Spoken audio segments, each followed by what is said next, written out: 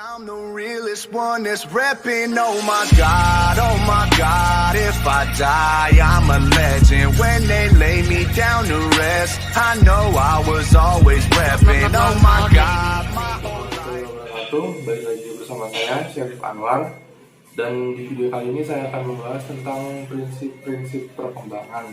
Nah, langsung saja saya jelaskan di video ini. It go like, oh, break me for so fucking done with you, girl. So fucking done with all the games you play.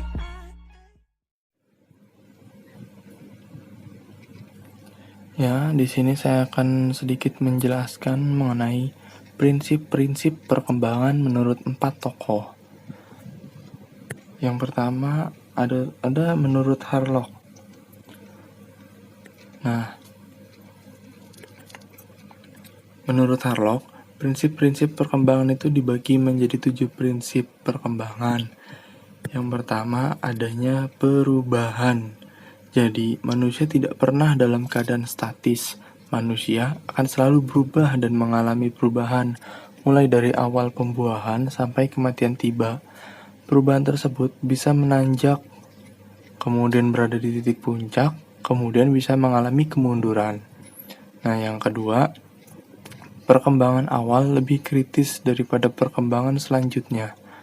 Perkembangan awal yang berawal dari lingkungan tempat anak menikmati masa kecilnya akan sangat berpengaruh kuat terhadap kemampuan yang dibawa mereka. Yang ketiga, perkembangan merupakan hasil proses kematangan dan belajar.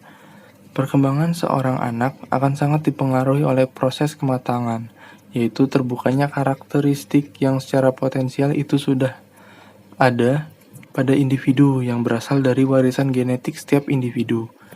Yang keempat, pola perkembangan dapat diramalkan. Kenapa dapat diramalkan?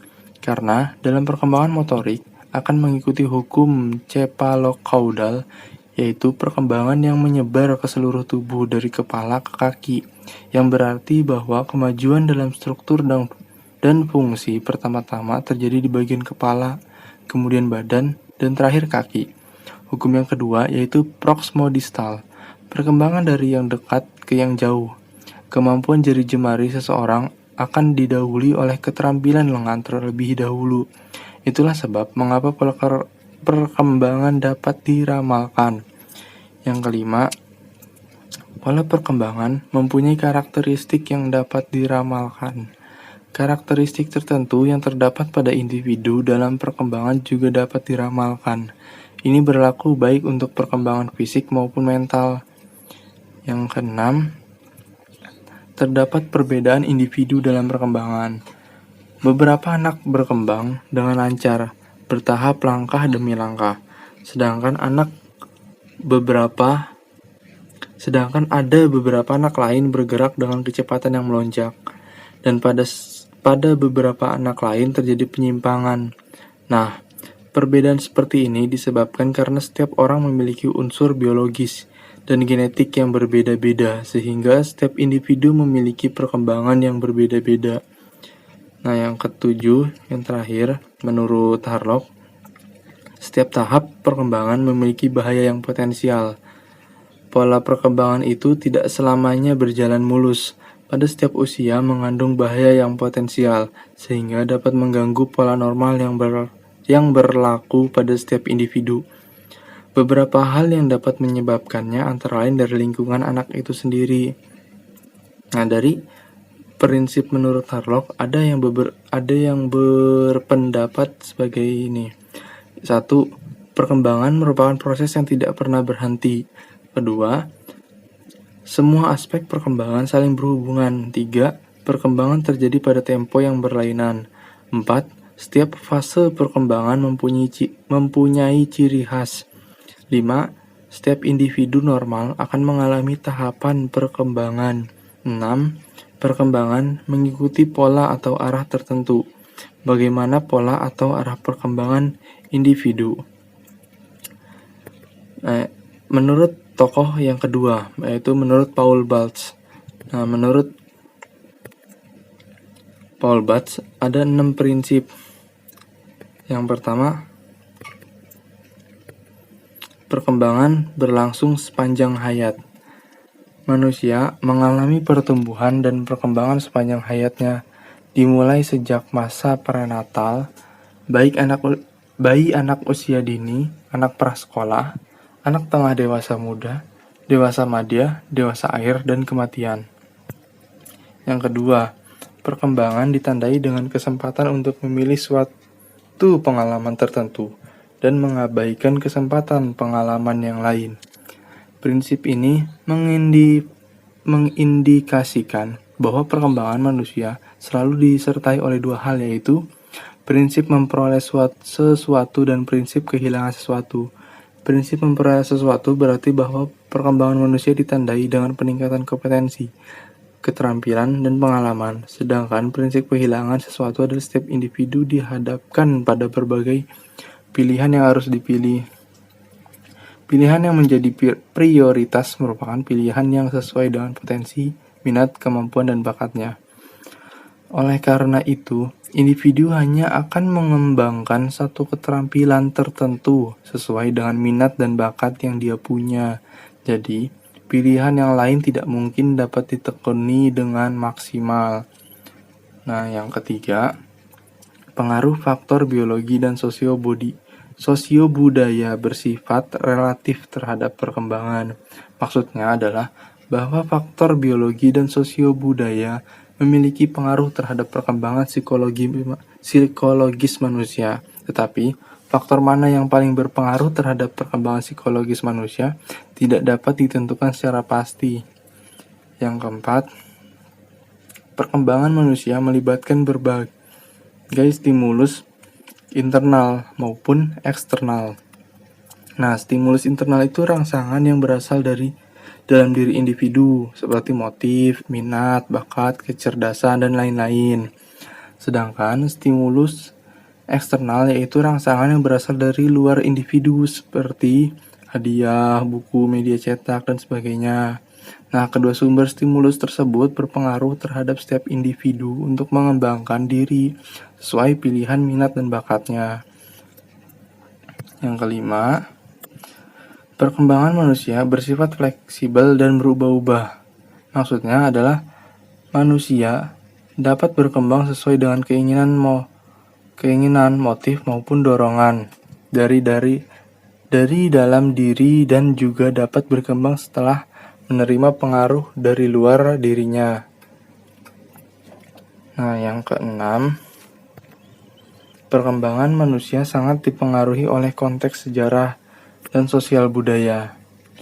Nah, maksudnya adalah perkembangan manusia itu tidak terlepas dari pengaruh masa lalu.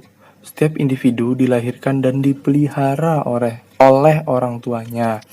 Mereka mendidik, mengajar, dan membina anak-anaknya sesuai dengan latar belakang pendidikan, kemampuan, dan pengalaman masa lalu orang tua tersebut. Dan bangsa Indonesia memiliki pengalaman penjajahan bangsa asing. Tentu saja itu sedikit berpengaruh pada perkembangan kepribadian anak-anak, remaja, maupun orang dewasa. Dan ini prinsip psikolog menurut Jean Piaget. Nah, menurut Jean Piaget ada 4 prinsip. Yang pertama, setiap tahap perkembangan manusia ditandai dengan upaya mencapai keseimbangan hidup. Setiap manusia memiliki tugas perkembangan sesuai dengan tahap perkembangannya. Tugas perkembangan dari setiap tahap perkembangan akan berbeda dengan tahap perkembangan berikutnya. Untuk mencapai keseimbangan hidupnya masing-masing, tugas perkembangan harus dilaksanakan dengan baik. Bila seorang individu belum melaksanakan tugas perkembangan dengan baik, maka ia tidak akan merasa bahagia dan menjalani kehidupannya. Yang kedua, setiap tahap perkembangan dipengaruhi oleh tahap perkembangan sebelumnya dan mempengaruhi tahap perkembangan berikutnya. Setiap tahap perkembangan dipengaruhi oleh tahap perkembangan sebelumnya, yakni yaitu pada masa anak usia 3 tahun dipengaruhi oleh masa bayi, demikian pula sebaliknya. Nah, yang ketiga, tahap-tahap perkembangan manusia itu bersifat universal, bahwa setiap tahap perkembangan yang dialami oleh manusia adalah sama atau tidak memiliki perbedaan antara bangsa yang satu dengan bangsa yang lain. Masing-masing individu akan mengalami tahap-tahap yang sama dari sejak masa prenatal, bayi, anak, remaja, dewasa, dan kematian. Yang terakhir, setiap tahap perkembangan sebagai proses menjadi secara integratif. Setiap tahap perkembangan individu berupaya untuk mengoptimalkan potensinya dengan sebaik-baiknya. Jadi setiap tahap perkembangan kognitif individu harus dicapai dengan baik, sehingga dapat menopang atau mendukung tahap perkembangan kognitif berikutnya. Maaf sebelumnya, ini menurut Jean Piaget prinsip-prinsipnya ada 4, tapi itu salah ketik jadi 6. Nah, yang terakhir, menurut Miller,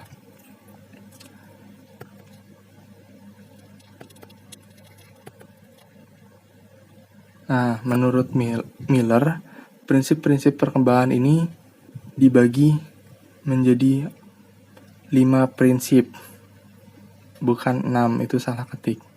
Yang pertama, ada natur. Perkembangan bukan hanya dipengaruhi oleh faktor internal natur, tetapi juga dipengaruhi oleh faktor eksternal nurture. Yang kedua, kuantitatif.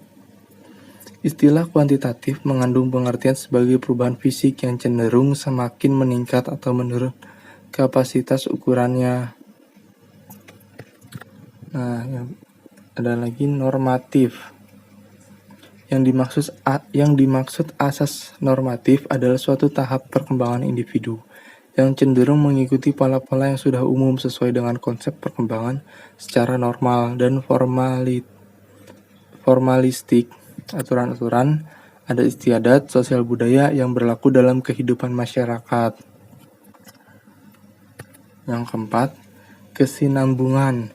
Pola perkembangan manusia dapat dipandang secara kontinu, berkesinambungan tanpa ada tahapan yang jelas, tetapi seperti garis lurus bersifat terus-menerus tanpa jeda dan tidak terputus, linear dan berkelanjutan. Di samping itu, juga dapat dipandang secara diskontinu, yaitu tahap perkembangan itu harus melewati tahap-tahap tertentu untuk dapat memasuki tahap berikutnya, karena tahap tertentu mempengaruhi tahapan berikutnya.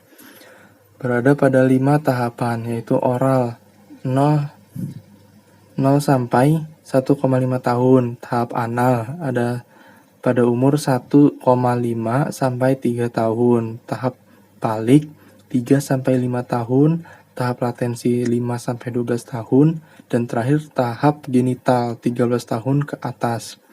Nah, prinsip yang terakhir yaitu progresif. Perkembangan progresif adalah suatu konsep perubahan secara fisiologis yang sangat cepat dan meningkat secara tajam, yang dialami pada usia prenatal, bayi, anak, remaja, dan dewasa muda akibat makanan bergizi. Perkembangan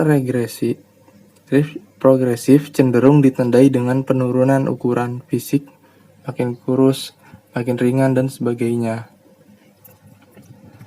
Nah, mungkin itu saja sedikit penjelasan dari saya. Mungkin ada salah kata atau salah pengucapan atau mungkin salah pengertian, mohon dimaafkan karena saya pun masih belajar dalam hal ini. Kurang lebihnya mohon maaf. Terima kasih. Dan wassalamualaikum warahmatullahi wabarakatuh. Saya lagi di rumah deh guys. Jangan lupa like, comment, and subscribe.